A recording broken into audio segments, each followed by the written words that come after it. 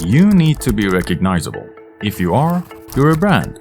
And to be recognizable, there have to be some traits that shape your brand. Once you've decided what they are, you should write them down to make a brand book that keeps your identity consistent in everything you do. What's in a brand book?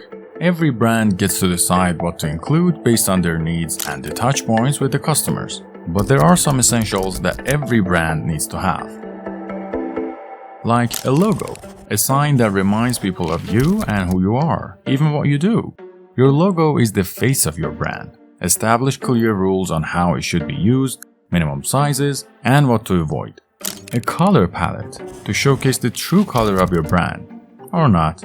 Colors evoke emotions, so choose your palette wisely and provide the exact color codes and different color scenarios for consistency across all materials.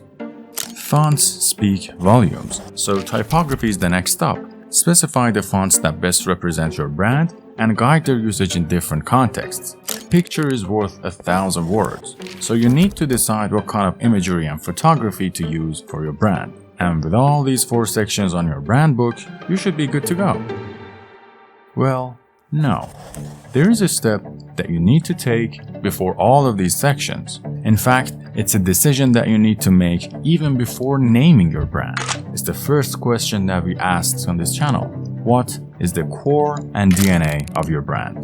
Practically speaking, you need to define your mission, vision, and core values. These are the building blocks of your brand's identity and a solid foundation that you can build everything else on top of. Then you'll take care of these 4 sections and get to the next one, your voice and tone.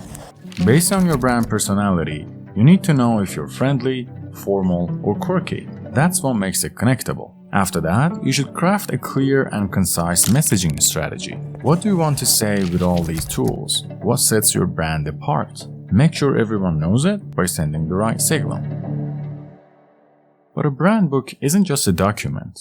It's a guide for real-world applications, so it's much better if you add some applications like business cards, letterheads, and advertisements. There will be a time when you realize your online presence matters, and you need to establish guidelines for maintaining a consistent brand image on social media in another section of the brand book.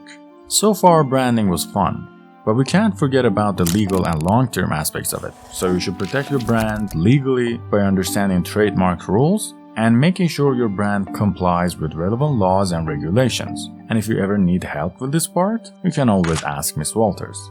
Last but not least, make it easy for anyone with questions. Provide contact details for brand-related inquiries from people who work on your brand. And there you have it, a comprehensive brand book that forms the backbone of your brand identity.